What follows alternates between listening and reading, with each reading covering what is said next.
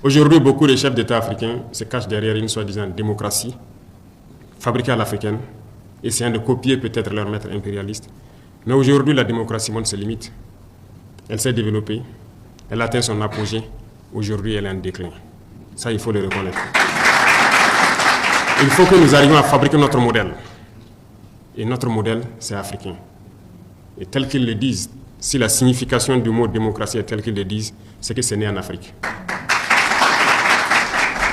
Alors, ici, nous avons notre manière de voir les choses. Il faut que nous redevenions africains et que nous acceptons de vivre africains. Comme disait le camarade président Thomas Sankara, c'est la seule manière de vivre libre et de vivre digne. Qui aujourd'hui plus que vous pour passer ce message au monde entier? Qui aujourd'hui plus que vous pour éveiller les consciences? Comme je l'ai dit, tout commence par là. Si la jeunesse ne connaît pas son histoire, la jeunesse ne comprend pas le monde d'aujourd'hui, ne comprend rien de la géopolitique, vous avez beau tourner ciel et terre, ils ne pourront jamais comprendre la démarche de la révolution. Il va de soi qu'à partir de maintenant, partout où nous sommes, que nous puissions faire passer le message de notre histoire, d'où nous venons, qu'est-ce que nous faisons aujourd'hui, pourquoi le monde est ainsi fait, pour que les gens puissent comprendre, emboîter le train de la révolution et qu'on puisse avancer vers un développement harmonieux, vers une Union africaine réelle. Car cette Union africaine, qu'on le dit aujourd'hui de façade, on ne la sent pas. Il n'y a pas d'union. Le continent est déchiré par des guerres, tout cela par la manipulation des impérialistes. Ils ne veulent que nous voir déchirés, nous entretuer pendant qu'on pille nos richesses. Mais il faut que le message passe. Il faut conscientiser. Il ne faut jamais s'arrêter de parler.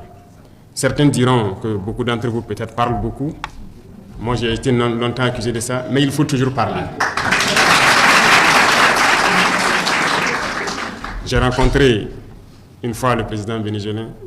Il me disait, le père de la révolution, chaque jour, il parlait à la radio.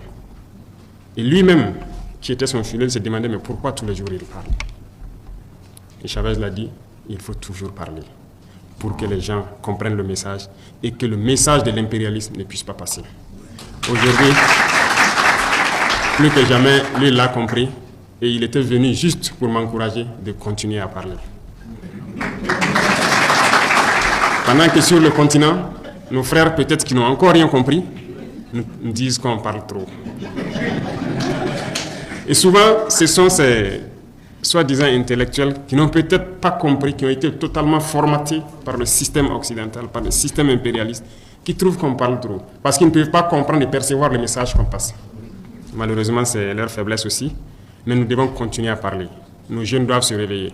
Tout de suite, avant de venir ici, je suis allé encourager une jeune dame qui a été combattue dans le temps, quand elle a essayé de transformer notre coton en produit coton hydrophile médical qui est utilisé et tout. Elle a été combattue, son usine avait été fermée, ses machines ont été toutes démontées et rangées. Quand nous sommes arrivés, nous avons essayé de la soutenir et l'usine a réouvert. Ce matin, je suis allé voir des usines.